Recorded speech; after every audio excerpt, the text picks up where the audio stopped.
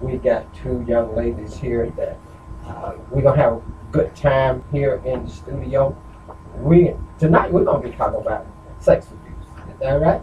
It is. All right. So while we're talking about this subject, we really want to bring out exactly how it affects our community, how it affects families, how it affects the neighborhood as a whole.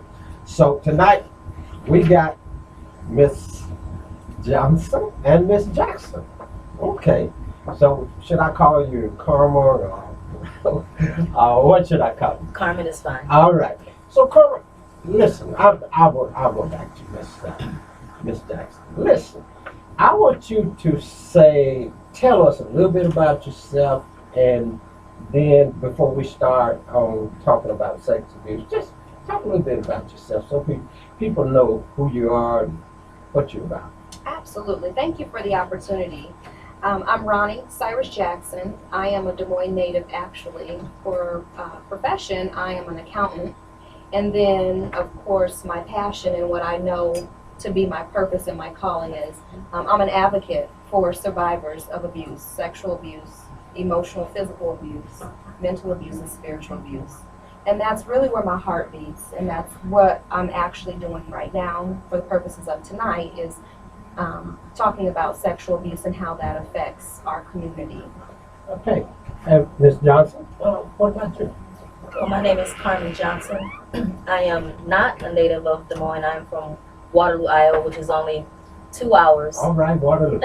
2 hours, right, north of here. And my organization is called SPRRC. It's spelled SPRRC, but it's pronounced SPRRC. And the whole point of what I do is try to show people themselves. We all have something valuable inside of us. Many don't know that they have value and hold value. So my organization seeks to bring that out, draw it up so that you can see it for yourselves. A lot of our young people, that's why they do some of the things they do. They don't realize how precious they are, what they have. Someone hasn't told them yet. So that's what we try to do. So what first thing we're going to do is focus on sex abuse in the black community. So what is sex abuse? How can I identify if I've been sexually abused? That's a great question. And really, it's really simple. Sexual abuse is defined as any unwanted or unsolicited, coerced, or forced action that one person bestows upon another person. So I actually got to touch you physically. No, sex. It could be an action. It could be a touch. It could be words. Pornography. Pornography. Absolutely. You do not. It's not. It doesn't. It's not limited to physical touch. Okay. Great question. So actually, somebody can approach me and say a whole lot of things that really just kind of vex my spirit, or kind of, I said spirit because you mentioned spiritual. And basically, the conversation is unwanted. So that's a form of sexual abuse. Absolutely, it's a form of sexual abuse. Okay, so when you're talking about young children, can you give me some type of a number of how many children maybe among, before we get to the adult part, that you have that is sexual abuse? Is there a statistic or number out there? Absolutely, there is a statistics. Recent statistics say that 1 in every 4 girls is sexually abused before the age of 18, wow. And 1 in every 6 boys is sexually abused before 18. Oh. So now, how do you deal with these people when they come to you? Because this is a subject that most people don't want to talk about. And that's why we're here. That's one of the reasons we're here. When somebody comes to you in private and say this to you, they don't want anybody to know about it, and they say, well, I just need someone to talk to about this thing, but I really don't want it to go any further. How do you handle it? Well, number one, I respect that, because the point or the fact that they even come to you in confidence, sharing something so secretive, right. And something that is so traumatic in their life, you have to respect that. That's building the relationship. Otherwise, they will not confide in you anymore if they hear it on the streets. And then you have to listen. We don't always have to offer solutions all the time. You need to allow that person to speak, to let them get out whatever they have inside of them, and then you address it on their level. You know, a lot of us want to throw textbook terms and textbook information. Well, sometimes we need to leave the textbook on the shelf Right. during these situations and meet people where they are. So know. sometimes people just really want to talk Sometimes to they just somebody want to talk. and don't want it to go no further than that. They And feel comfortable. and that is freeing. Mhm. Just simply having the nerve, the guts to state what you've been through and to face something that has knocked you down for so long. I mean, that in and of itself, that's strength. Mm. And just speaking that out is freeing. Something it's like a pop bottle or a pop Okay. can. You have all this pressure inside of you, and it's like shaking. Once you release it, you just you Okay. just feel like you can breathe now and that you can move on. And that's why I believe we need to create more of these forums so that people know, number one, that they're not alone. Some feel like they're alone, even though statistics say you're not. You feel that way Mhm. when you're in your room by yourself and these thoughts and memories are coming back to you. And then secondly, to know that there is a place that you can go to release the stuff that you have in you. Right, because you know sometimes people just want to come to being a pastor. I get a lot of people that will come to my office and they just want to talk about something that's going on in their life, but really don't want to involve anyone else, even though it involves someone. They don't want to confront that individual or even bring their name to be made known. So that's the reason I asked that question, because you get a lot of that. I'm sure you get a lot of people that's been abused that don't want it to go no further in your office. And that's another thing of the point that why us, Right. people who look like me and her and you, don't share, because we're going to hurt somebody's feelings. Right. A lot of times the people who we are victims of could be our own family members. Okay. And that causes a lot of friction in the family.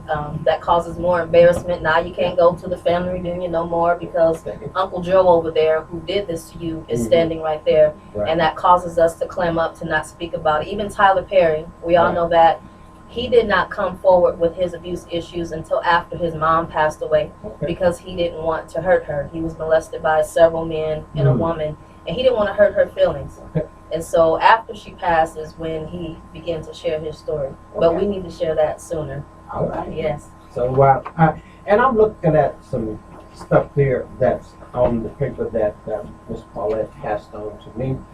That's talking about the Department of Justice and how many. First of all, it gives me the number of the number of white women that are raped and the ones that actually report that rape and the ones that don't. So, but looking at the African American women, ooh, that number more than double. So what it is about us that we don't want to talk about these kind of things, or what can we do to kind of deal with some of these problems?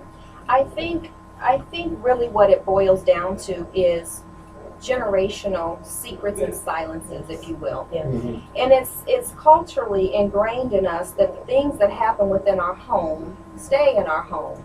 Okay. And so as young children, we are groomed and we are taught that we don't share things. And when we do share, there's punishment behind that.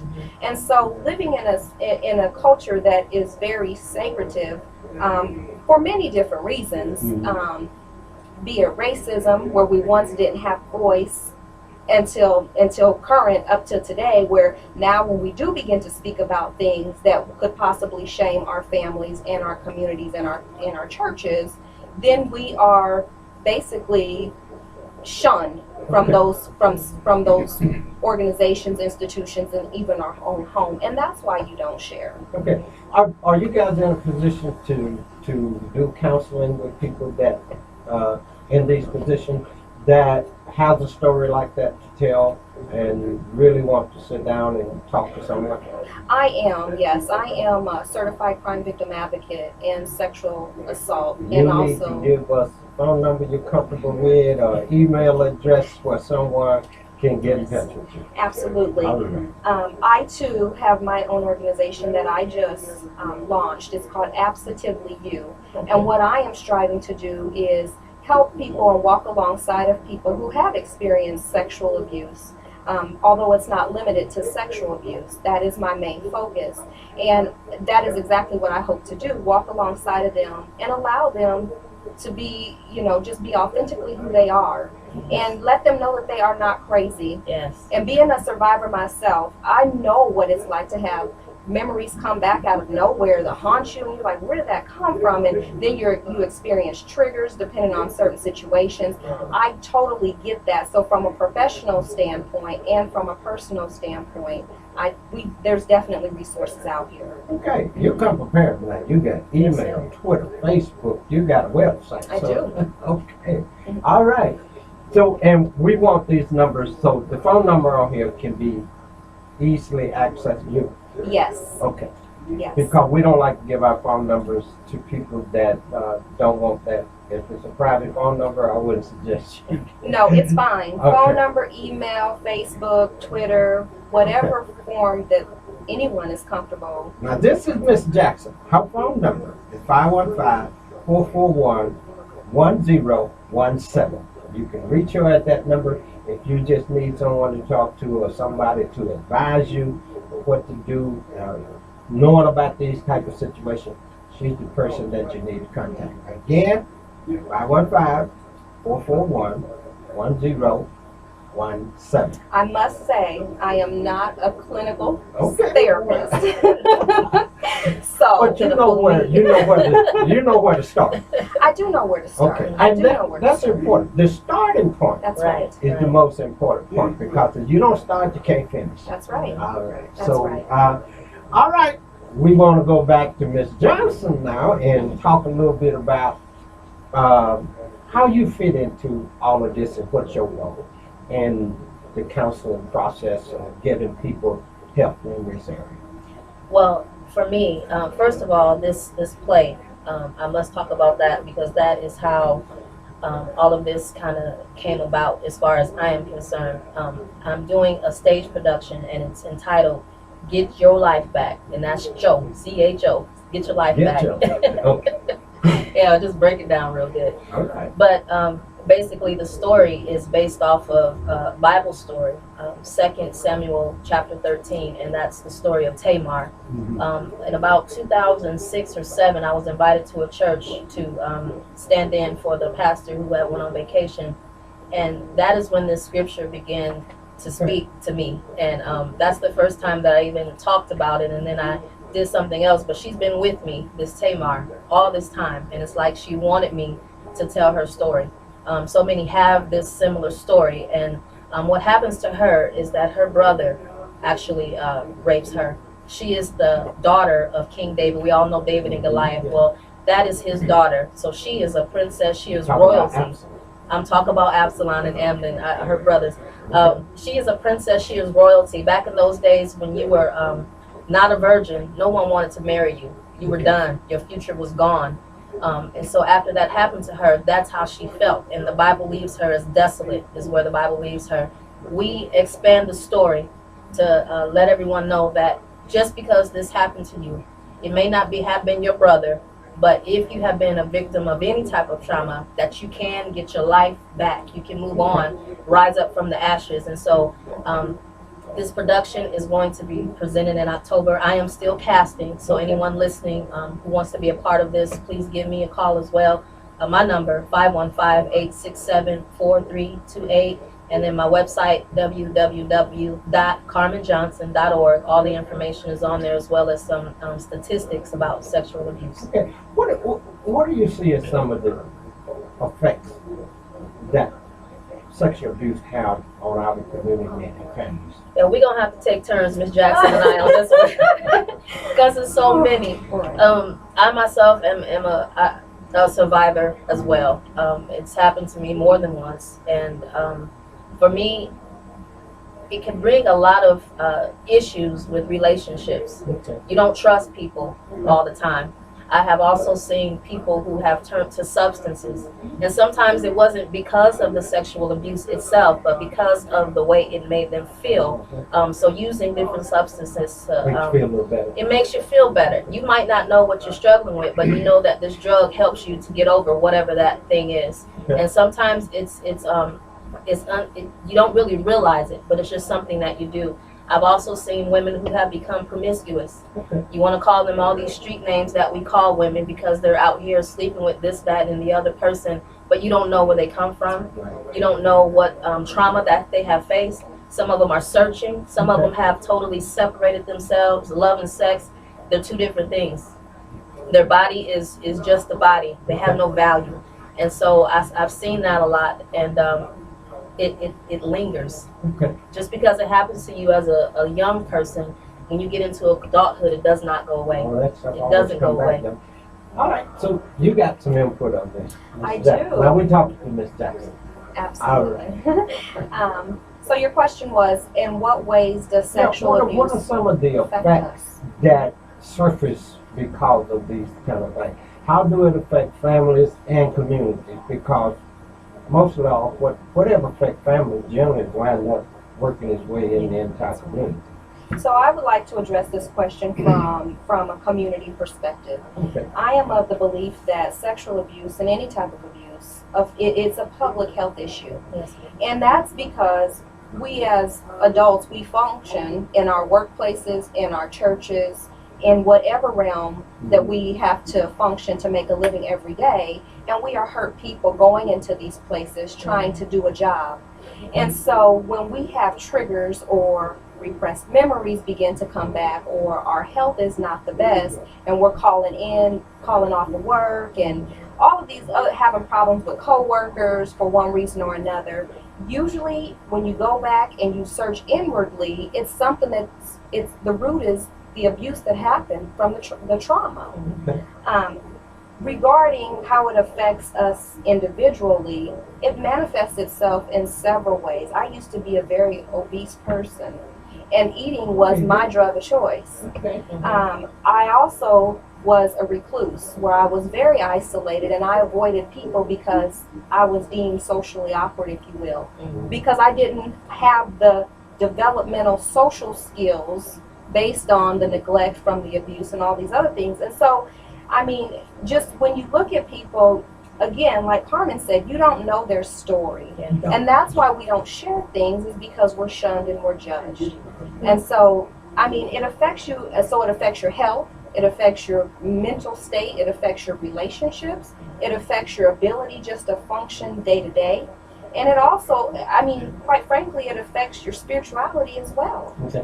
If you were giving someone advice right now that has been through a sexual abuse situation in families, maybe it wasn't family, just sexual abuse in general, what would be your advice to them, or starting point to get them in a position to be healed or delivered from it, or whatever way you want to put it, that it doesn't no longer affect their life? Or is that something that affects you all your life, or can you overcome it? That's a great question. So it's a threefold question. The Yes. first question that I hear you asking is, what advice would I give What someone? advice? Right. The advice that I would give to you, survivor listening, is you are not alone. Okay. You are not cast out. You are not shunned. There's resources in this community that we're waiting for you. Okay. You can trust us, and we get it. It's not that we are survivors ourselves. That would be the number one thing. Reach out, because you can't get help unless you reach out to Gotta be someone. a starting point. Yes. So let you guys be that starter. Yes. Pick up the phone. And if not us, there's other resources in this Right. community, and we can talk about those later. Carmen, you want to answer? I think you said it very well. Speaking, you have to let this out. You have to talk about whatever is hurting you. There are lots of people walking around broken and hurting, ashamed, Right. embarrassed, all of those things. There was a young lady who told her story. She was just on the news, Jada, I believe her name is. And when she came out with her story, she was mocked and ridiculed and shamed. Well, that makes someone else who is a victim remain a Don't wanna talk about victim, remain a victim, and never step into that area of being a survivor, which simply means that, yes, I remember, yes, I can recall all these things that happened, but it doesn't hurt me like it used to hurt me. Right. It doesn't leave me stagnant in my life. I can move forward. Just like she said, she struggled Right. with some different things, but she was able to move past that. It takes a while. It does. Yes, it does, and you need a support system around you. And as for me, same thing. It's just it's support. I had support, and you know, a lot of my story, a lot of my family don't know, and you know, sometimes that's hard. Mhm. Sometimes it's hard, and so I'm sure when they see this or hear this, they'll be like, "What?" Yeah. But that's okay, because there has to be a starting point. And so if there's anyone listening who have not taken that first step and just speaking it out, speak it out. Even if you have to go in your Contact room, or even if you have to go in your room and look yourself in the mirror and say, yes, this happened to me, but I'm still here and I'm still standing, then yes, reach out to someone who you can connect with, who can support you in your journey. Well, I know to a lot of people it's probably a dirty subject, you know. Yeah. But sometimes I think we don't get over with things because we don't make people aware that it really did happen.